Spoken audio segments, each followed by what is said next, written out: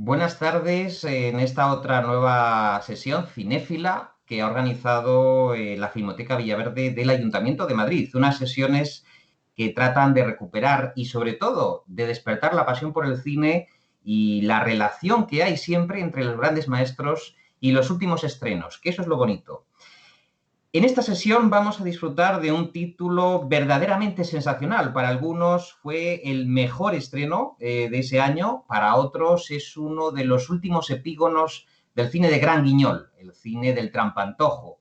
Un cine relacionado con muchos aspectos que ya hemos tocado en otras sesiones.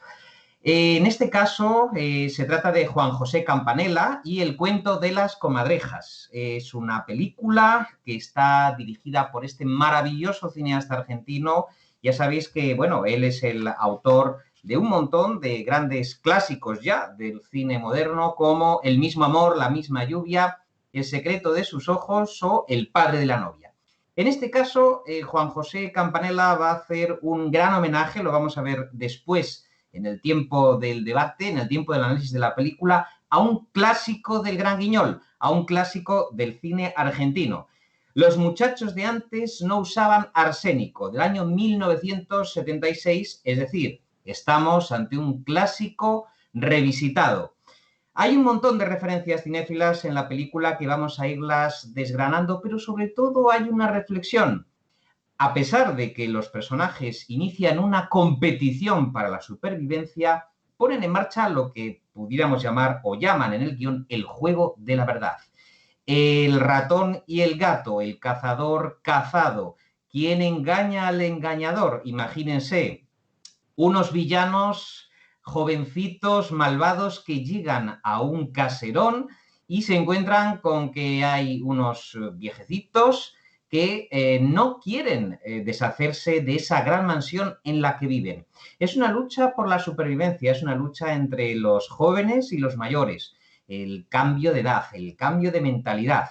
Veremos también después, dentro de 2 horas, cómo se produce ese encontronazo, ese choque, ese juego de inteligencia y que remite a un montón de clásicos dirigidos por Alexander McKendrick, Joseph Leo Mankiewicz y muchos más que iremos desgranando después. Importante de esta película es el reparto, que es impresionante, es un reparto de campanillas, de grandes actores del cine argentino y un papel muy especial para la española Clara Lago, que tuvo que aprender cómo se hacía el acento del argentino, del dialecto argentino.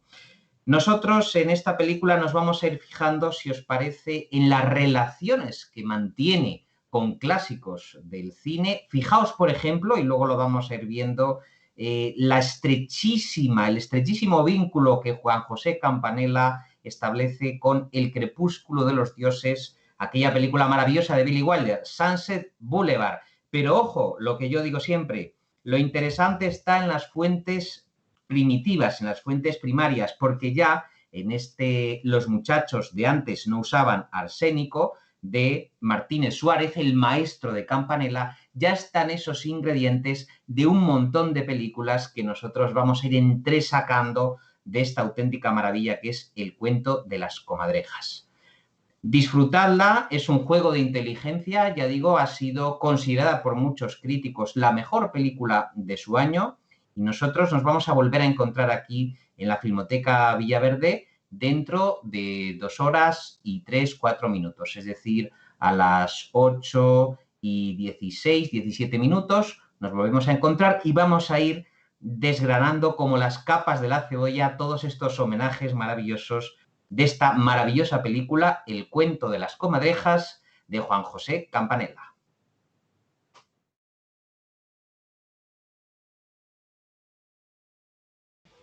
Bueno, impresionante final, este juego de cazador-cazado, esta caza del engañador o de los engañadores. Y os decía que Juan José Campanella admiraba mucho y admira a su maestro Martínez Suárez. Martínez Suárez es el autor de Los muchachos de antes no usaban arsénico, Una película que hizo un impacto enorme en el cine argentino en 1976 y que se relaciona mucho con la dictadura porque precisamente se estrena la película y un mes después se produce ese golpe de Estado en Argentina. Os decía que José Martínez Suárez confiaba plenamente en Juan José Campanella. De hecho, Hollywood le pidió los derechos de la película para adaptarla a los Estados Unidos y él se negó porque le daba miedo del tratamiento del guión, que era su niña bonita. No permitía que nadie se acercase los muchachos de antes, no usaban arsénico. Y el cuento de las comadrejas de Juan José Campanella se llama así precisamente por uno de esos juegos del destino. La película original, la de los muchachos de antes no usaban arsénico, se estrenó en el extranjero, en las versiones anglosajonas, precisamente como La Comadreja. Como sabemos y acabáis de ver, estos señores que viven en esa mansión se dedican a cazar comadrejas y en un juego metafórico, cazar una comadreja es cazar al cazador, conseguir ese trofeo, el más difícil a nivel de sagacidad, de inteligencia, de habilidades. El cuento de las comadrejas de Juan José Campanella es un clarísimo homenaje, os decía antes, al clásico de Billy Wilder, El crepúsculo de los dioses.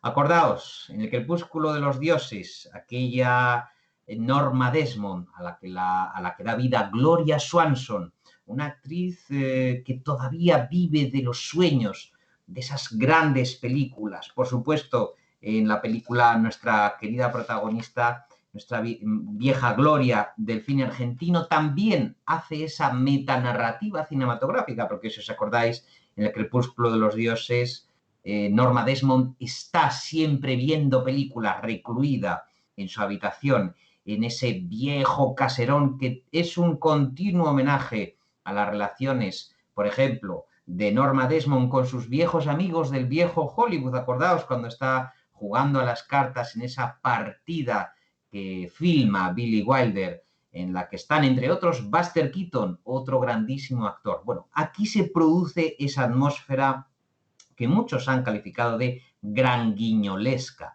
oscura, tenebrosa, casi de caserón de las sombras. Podríamos decir que es un género mixto, el de la comedia negra, que incluye esos elementos criminales propios del thriller, de intriga, con otros puramente melodramáticos o más dramáticos.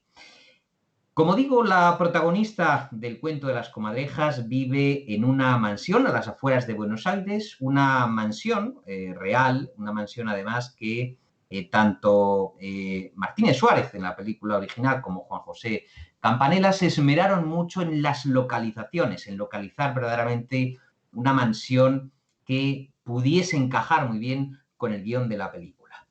Esta mujer vive con el guionista y con el director con el que logró sus mejores éxitos y con su marido, un viejo actor también que ha vivido de forma casi a rebufo de los éxitos de su mujer, ha sido el gran secundario en la vida de nuestra protagonista y yo creo que aquí el gran protagonista de este juego de mayores es Óscar Martínez, ese actor que hace el director, porque estamos hablando de ese juego metafórico de una gran película. Los ancianos ruedan su gran película, esas reflexiones acerca de que pueden mejorar el guión de la vida. Si la vida no es una película, hagamos que haya elementos cinematográficos en la vida que nos ayuden a sobrellevar ese juego, ¿no? Para estos ancianos, la vida es un juego y lo vais a ver, y lo hemos visto en la película, que contrasta con la idea que tienen de la vida los jóvenes que acuden a verlos. No tienen nada que ver, es pura ambición, pura especulación y se opone verdaderamente a la visión de estos mayores. Estos dos arribistas, Clara Lago y su compañero, pretenden que les vendan la mansión para especular, pero desde luego en esa trama, en ese juego de la verdad, estos ancianos lo que van a intentar hacer es que se cumpla una especie de justicia poética, de justicia épica, porque en el fondo, en estas pequeñas historias, al final lo que se trata es de que se cumpla un cierto orden antiguo de las cosas que durante esos 20 o más de 20 años estos 4 amigos han mantenido incólume. Ella es una vieja leyenda del cine argentino. De hecho, las dos películas están protagonizadas por auténticas leyendas vivas del cine argentino. Y desde luego, Mara no está loca, a diferencia de lo que ocurre con la Norma Desmond del Crepúsculo de los Dioses, sino que añora su juventud. El mundo del cine también remite a otro gran largometraje, El Crepúsculo de los Dioses, de Vincent Minnelli, también con esos ambientes oscuros.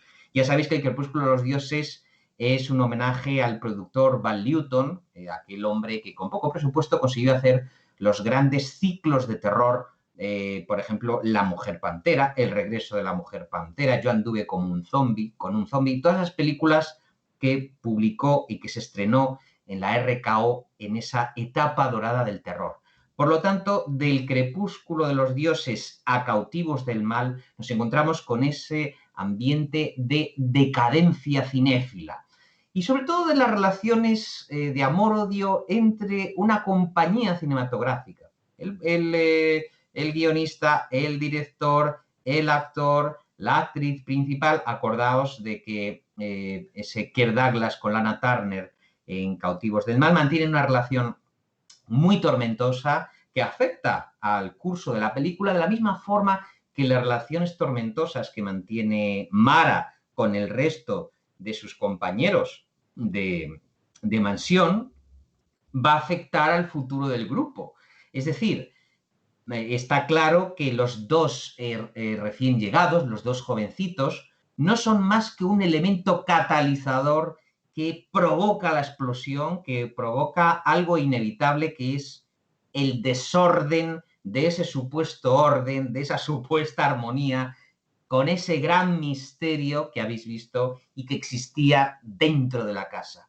Esas joyas, ¿quién las tenía? ¿Dónde estaba? ¿Dónde estaba ese brazalete? ¿Anudado en qué muñeca? Todo eso pertenece al juego del gran guiñol, al juego del trampantojo que pone en funcionamiento Juan José Campanella. Una película que también tenemos que tener en cuenta y que influye muchísimo en el cuento de las comadrejas, El Quinteto de la Muerte, de Alexander McKendrick, una de mis películas favoritas y uno de los títulos imprescindibles de la Ealing, de aquella productora británica, y en este caso acordaos del reparto: Cecil Parker, Peter Sellers, Alec Guinness y Herbert Lom, que luego coincidiría con Peter Sellers en el ciclo de La Pantera Rosa y el Inspector Clouseau.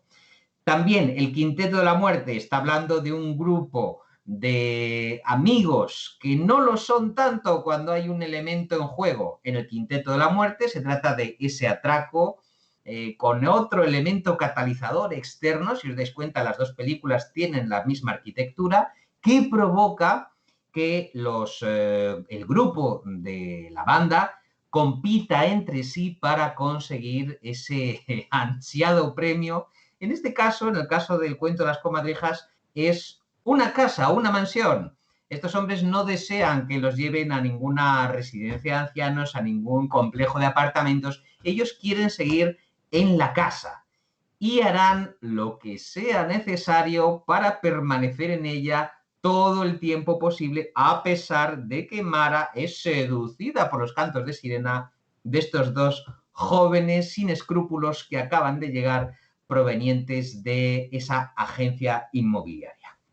Más cosas del cuento de las comadrejas. Por ejemplo, hay una lucha enorme entre el mundo de la juventud, además siendo una película tan reciente. Yo creo que el tema intergeneracional está muy presente en la película, como ya estuvo presente en el año 1976, en Los muchachos de antes no usaban arsénico, pero yo creo que Campanella todavía acentúa más sobre todo esa increíble escena del billar absolutamente arrebatadora, donde la planificación se lleva a extremos casi científicos con Marcos Munstock, el famoso actor de Lelutier, que hace en este caso el rol de guionista de las películas de Mara Ordaz, interpretada maravillosamente por Graciela Borges. Ese momento de arquitectura, de escenografía en torno al juego del billar, al tablero de billar, yo creo que ahí se define muy bien ese momento en que Clara Lago hace un tour de force con estos mayores, se define muy bien por dónde van a ir transcurriendo ese combate, esa batalla de estos amigos contra los intrusos que acaban de llegar. Por lo tanto, es una batalla campal, una guerra de nervios, una guerra de ingenio que evidentemente la juventud frente a la experiencia perderá la batalla, como hemos visto en la película. Por lo tanto, la sabiduría de la edad, la sabiduría también de un sentido lúdico de la existencia. Para Óscar Martínez, este Norberto Invert, al que interpreta ese director irónico, cáustico, sarcástico, yo creo que es uno de los grandes, por no decir el gran personaje de la película, este Norberto Invert, eso ya es una película que se está realizando. La imposibilidad, y se lo dicen a Mara Ordaz, la imposibilidad de hacer realmente a la edad que tienen una película les hace pensar que tal vez puedan jugar con la vida, con los elementos de la vida para filmar una película en paralelo. Temas interesantes que tiene este largometraje, sobre todo uno fundamental: no se puede engañar al gran engañador, no se puede al gran taumaturgo, al gran mistificador, engañarlo, porque se sabe todos los trucos. Es una lección, en el fondo, de humildad hacia las nuevas generaciones. Y también, por otro lado, en esa mezcla de realidad con el cine, otro de los grandes temas de la película, me gustaría hablaros de ¿Qué fue de Baby Jane?, de Robert Aldrich, otra película homenajeada, por ejemplo, en las escenas de los animales, las comadrejas, todo ese mundo sucio que habita en una mansión, vamos a decir que un tanto destartalada y desaliñada, está presente en la película de Robert Aldrich. Pero lo más importante de ¿Qué fue de Baby Jane? Es que el odio que existe entre parientes también es un elemento catalizador de la trama.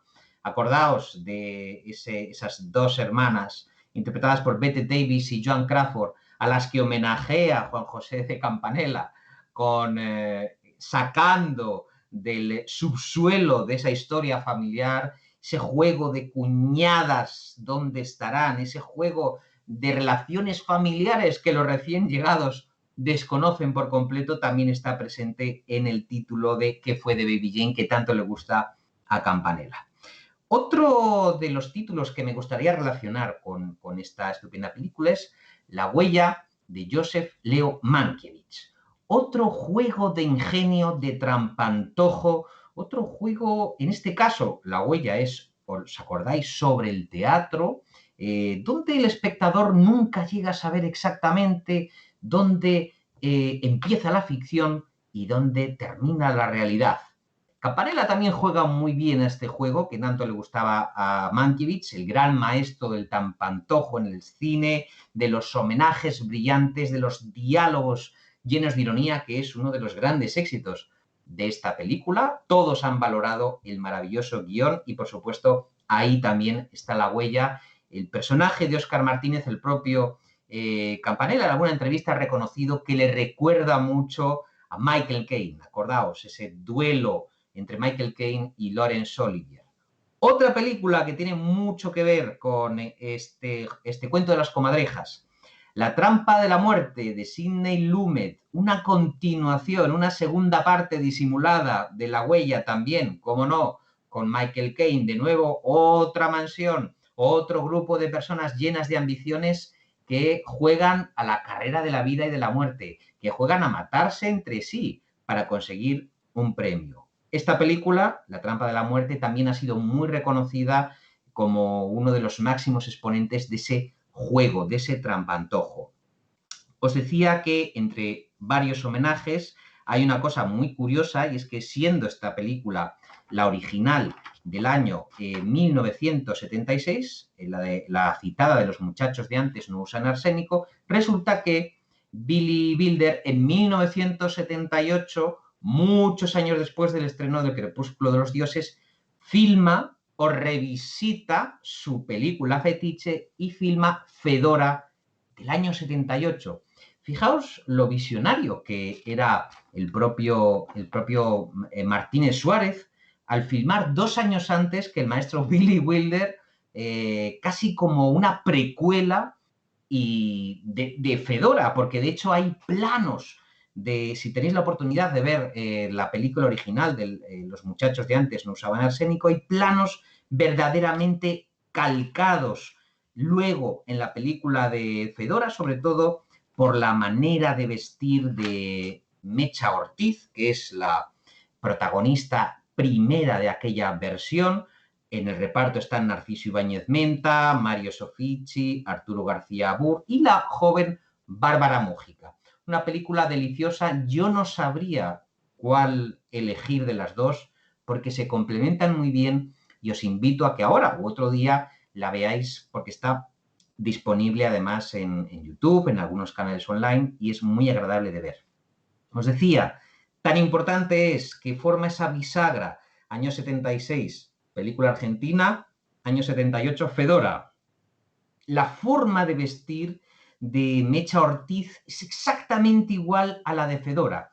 Ese sombrero de paja teñido de negro, ese velo que cubre el rostro de esta grandiosa diosa del cine que no se rinde, no quiere envejecer, no renuncia a la juventud que todavía hay en ella. Y esa melancolía, ese sentimiento de la muerte tan cerca, le hace rechazar y le hace buscar una segunda vida frente a sus compañeros de mansión.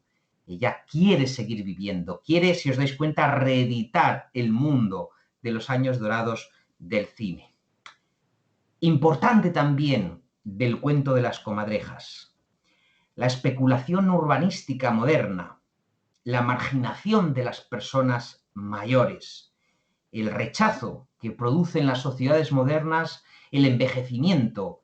Ved cómo los dos chavales que llegan a esa mansión están jugando con ellos, se creen más listos que ellos, piensan que les van a ganar la partida, que los van a desalojar de la casa, que los van a engañar a todos. Bien, el amor, la amistad, la decadencia y sobre todo grandes frases. Por ejemplo, cuando dice uno de los personajes, me parece que es, como no, Óscar Martínez, dice, para lograr sobrevivir hay que recordar absolutamente todo. Estamos hablando de auténticos monstruos de la memoria, depositarios de una manera de entender el cine, de entender la literatura, la sociedad, que ya ha pasado de moda, pero que es muy válida y que demuestra en ese pulso que toman a la juventud que puede llevar también las de ganar. La casa, fijaos, esa mansión que casi parece la mansión de Norman Bates, es otro personaje más. La casa como elemento tenebroso, que también es otro clásico, no solamente de la literatura de terror, acordaos de ese The Old Dark House, de James Whale, El caserón de las sombras.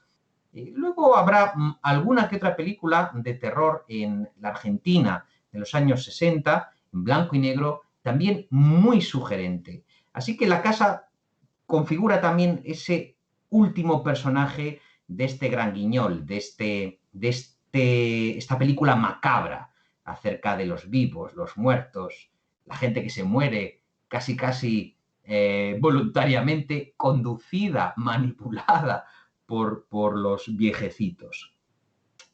Estamos hablando de aprendices del engaño frente a auténticos maestros del engaño, taumaturgos del cine, ilusionistas, expertos en construir historias y vencer a su oponente. Hay, aparte, cierto humor grotesco al estilo de las películas de Mario Monicelli. esas relaciones familiares muy típicas del cine de Mario Monicelli, que le gustaba tanto a José Campanella como a su gran maestro Martínez Suárez.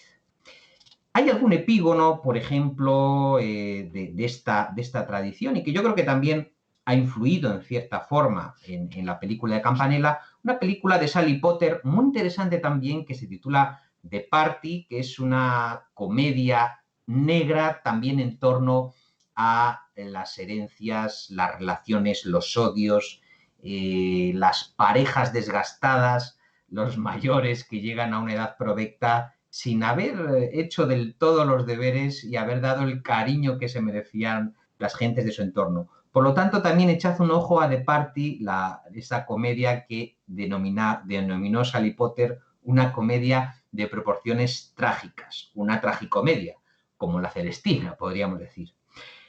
La idea de representación como forma de subsistencia, la idea de que el cine puede arrojarnos un campo mental, podemos apoyarnos en el campo mental del cine para poder sobrevivir, para poder sobreponernos a las circunstancias.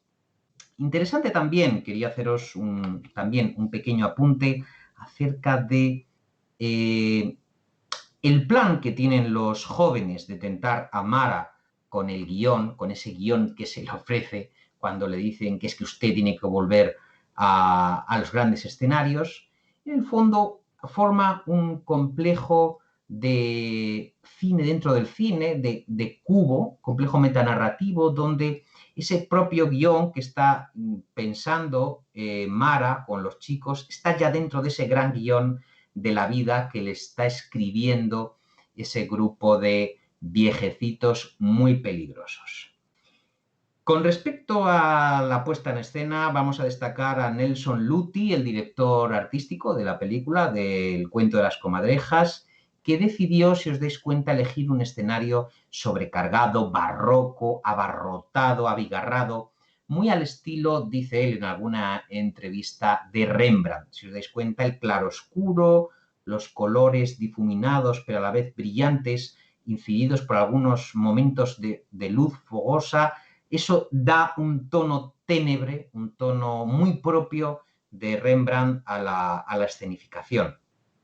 Luego también, por ejemplo, me gustaría destacar que en el fondo, como digo, Los muchachos de antes no usaban arsénico, de 1976, ese título tan extraño que filman estos hombres en ese momento tan difícil, a punto de estrenarse la dictadura argentina, surge de una manera un poco casual, porque cuando el director, José Martínez, quiso proponer las comadrejas, al final le dijeron que propusiera un título, y en ese momento se había estrenado hacía poco tiempo Los muchachos de antes no usaban gomina, una película de 1969 que también remite a otro clásico del cine argentino del año 37.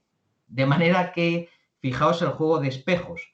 Si tiramos del hilo y del ovillo hasta llegar al origen de todo este embrollo, lo encontramos en una película de 1937, también nostálgica, también sobre la memoria, sobre las nuevas generaciones comparadas con las de ahora, en ese título emblemático de Los muchachos de antes no usaban gomina. Fijaos cómo del año 37 llegamos hasta el siglo XXI. Y bueno, también quiero hacer hincapié ya para terminar en el uso maravilloso que hace Juan José Campanella de la música, por ejemplo, I'm Sorry de Brenda Lee, Only You de los Platters, que va introduciendo también matices significativos en esta maravillosa trama. Una película, lo ha dicho el propio Juan José Campanella, sobre las vueltas de tuerca. Una película sobre un duelo de inteligencias que vence, en este caso, la experiencia. Parece que la coexistencia, dice Campanella, entre las nuevas generaciones tan soberbias, audaces, ambiciosas, imperantes, choca de lleno contra la veteranía de unos hombres que ya están de vuelta de todo y que, como habéis visto en la película, no tienen nada que perder. En definitiva, un cine que atiende a unos parámetros clásicos y que forma parte ya de los clásicos modernos de la historia del séptimo arte. Yo pienso que con los años, esta película, que ya nace con vocación de clásico, va a ser uno de los grandes referentes, no solamente del cine argentino, sino de toda la historia del cine. Así que ha sido un placer compartir con vosotros este cuento de las comadrejas y a ir desbrozando todas esas influencias y esas capas que ocultan el gran misterio de la película, como sucede en el propio guión. Espero que la hayáis disfrutado y nos veremos muy pronto con otro gran filme. Adiós.